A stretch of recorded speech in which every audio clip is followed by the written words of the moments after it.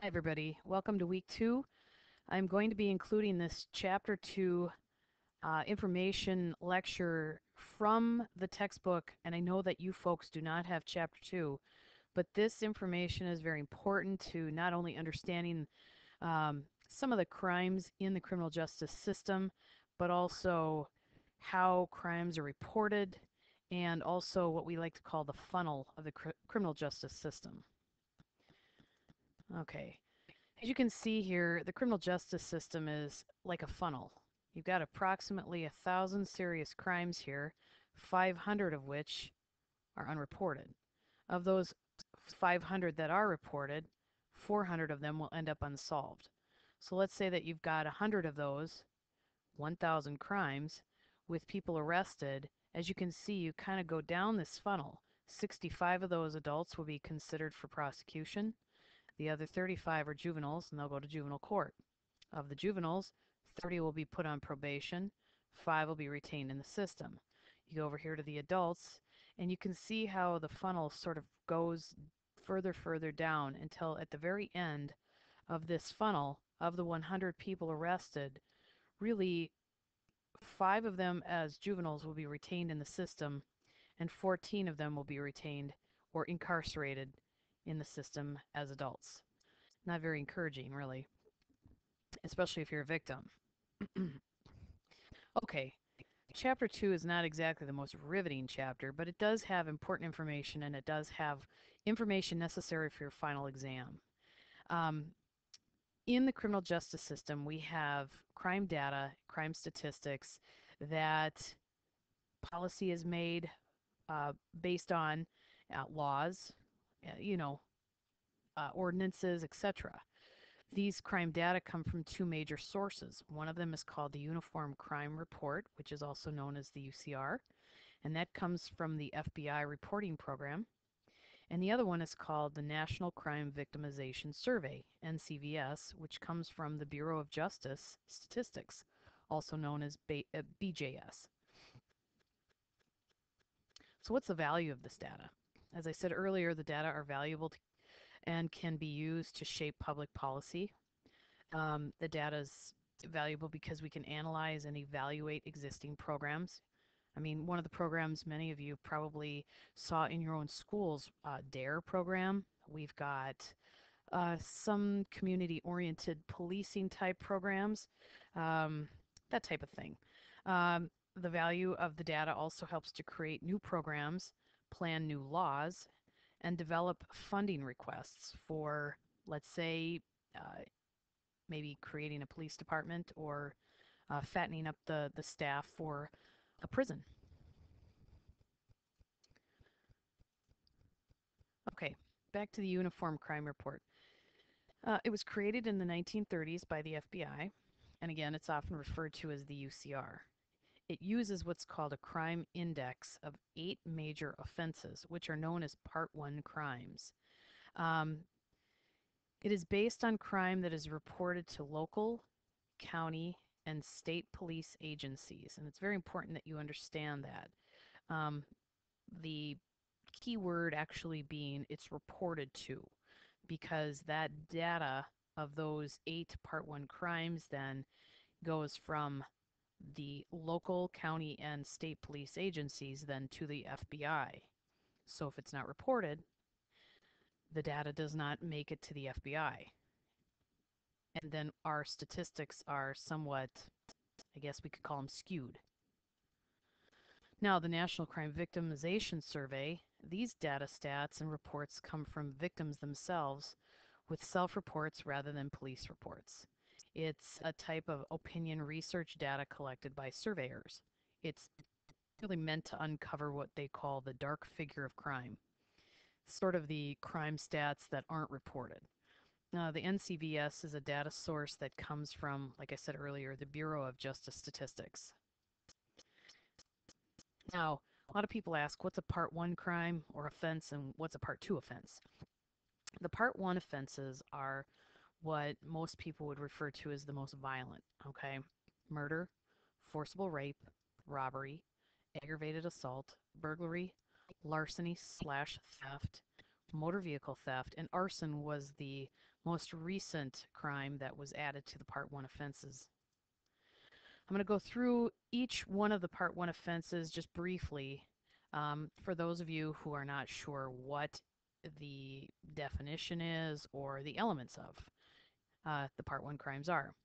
Obviously, we all know that murder is the unlawful killing of one human being by another. And I think a lot of people are surprised when you tell them that this is the smallest category of all the Part 1 offenses. Although it is the most vicious and heinous, um, it is probably the least frequent of the eight, or least, I guess, yeah, I guess least frequent. I already said it. It does not include suicides, justifiable homicides, such as that, with a police officer, deaths by negligence or accidents, or murder attempts. These offenses occur most often in warmer months and typically by someone known to the victim. And that's not usually a big surprise to students when they learn this. Forcible rape. This is defined as the carnal knowledge of a female forcibly and against her will. Now, this does not include sexual attacks on males. Um, that is called sexual battery, and it's not a Part 1 offense, which I think is really, I don't like that. I mean, a man can be raped just like a woman can be, but the Part 1 offenses, as far as forcible rape goes, it's only um, calculating females as the victim. Okay? Statutory rape is not included in the statistics, but attempts to commit rape by force or threat are included. Robbery. A lot of people get robbery and burglary mixed up. Robbery is the personal crime and involves face to face confrontation between victim and perpetrator. Again, often confused with burglary. Purse snatching and pickpocketing are not included as robbery. Robbery is primarily an urban offense, and 89% of those arrested are minority males under the age of 25. And I think with the housing um, debacle, the foreclosure debacle, and the recession, a lot more either reported robberies or actual occurrences of robberies have been seen in the last 3 years. Aggravated assault. This is distinguished from simple assault. Simple assault is pushing, shoving, uh, in that either a weapon was used or the victim required medical attention. Aggravated assault occurs most frequently in summer months. These are easy to solve simply because the person who ends up being assaulted by another with a weapon usually knows who their attacker is. 55% of these cases are cleared by arrest. Burglary. This is a property crime that employs three classifications. Okay, number one, forcible entry. Number two, unlawful entry where no force is used. Or number three, attempted forcible entry. These generally occur at night when a property is vacant. They have a low clearance rate, meaning very low percentage of burglaries are ever solved. And I would argue that this information, as far as when burglary occurs, can be day or night. I actually think they occur more often during the day when people are at work, but that's just my opinion. Larceny slash theft. This is the theft of valuables in any dollar amount. The difference between simple larceny and grand larceny, or there is a difference, usually requires physical possession of the item taken. Now, this does include pickpocketing, purse snatching, thefts from a motor vehicle, shoplifting, bike thefts. Most common is a theft from a motor vehicle, okay, or theft of motor vehicle parts. Motor vehicle theft. Motor vehicles are defined as a self-propelled vehicle that runs on the ground and not on rails. Vehicles taken temporarily by individuals who have lawful access to them are not considered thefts. Law enforcement deals with this all the time. You'll have a boyfriend and a girlfriend fighting. The boyfriend grabs the keys, he takes off in the car, the girlfriend's car, she reports it as a motor vehicle theft. Thing is, though, she had allowed him to drive the motor vehicle several times prior to the argument, so it's not a theft. It's actually more of a civil issue. And I know that's somewhat confusing and maybe another lecture, but officers will not classify that as a motor vehicle theft. Motor vehicle theft does include carjacking. The offender is typically a young male. 52% are under the age of 25, and 83% are male gender. And arson, the intentional and unlawful burning of an item, structure, building, vehicle, etc., oftentimes done to collect insurance money. Many police departments rely on the fire department for the investigation of this type of a crime, which can be a bit of a problem unless the fire department that the agency works with has someone on staff who's actually trained to be an investigator, arson investigator. Usually arsons have a low clearance rate. Part 2 offenses. These are all other crimes not listed in the Part 1 offenses. These are considered less serious, often considered victimless crimes such as prostitution. They also include credit card fraud, check forgery, drug and alcohol related crimes. I mean, check forgery and credit card fraud are clearly a crime against a victim, but they are classified as a Part 2 offense. Now, to conclude, crime statistics are generated by the UCR, Uniform Crime Report, and the NCVR, National Crime Victimization. Oh, I can't remember the R. Isn't that terrible? Having a mind blank here. However, both have their limitations. The UCR only measures Part 1 crimes that are reported by law enforcement agencies, and they are not if they're not coded correctly by law enforcement agencies, then they're reported to the FBI incorrectly. So that's one of the disadvantages or the downfalls.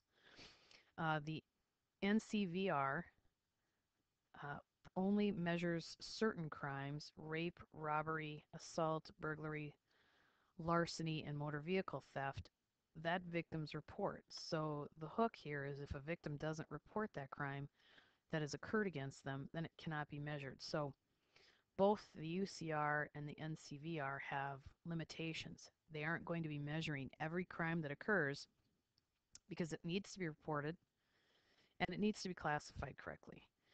And lastly, it is good to know that when a suspect has been arrested for a crime reported to the UCR, it is considered to be cleared by police for reporting purposes. So if you ever hear somebody say, oh yeah, that case was cleared, that meant somebody was arrested.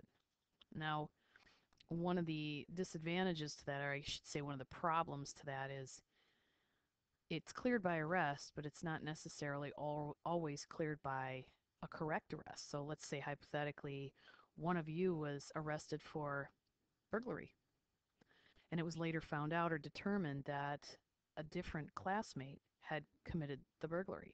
Problem is that crime had already been reported to the UCR, the Uniform Crime Report, has now already been classified as cleared. So you can see statistics have their limitations. Um, they're not, the data isn't always precise, it isn't always correct, but is really the only measuring tool that we have in this country at this time, um, which sometimes can be very scary to think that our public policy, our laws, these types of things are based on the data that's collected from these two sources. With that being said, I'm gonna end this lecture, but I do want to say one thing.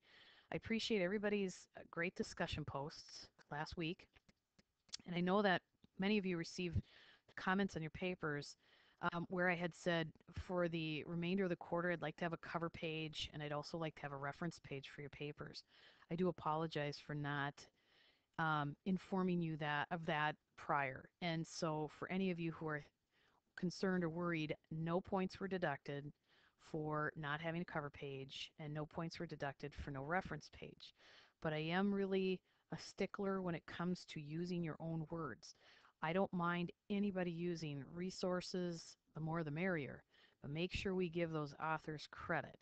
And if any of you have trouble figuring out how to do an in-text citation or a reference page, I'd be more than happy to help you out. Please give me a call. Please email me, let me know, okay? Because I just want to make sure you're successful, and I like it when my students end up passing with a great grade, okay? Have a good week, folks.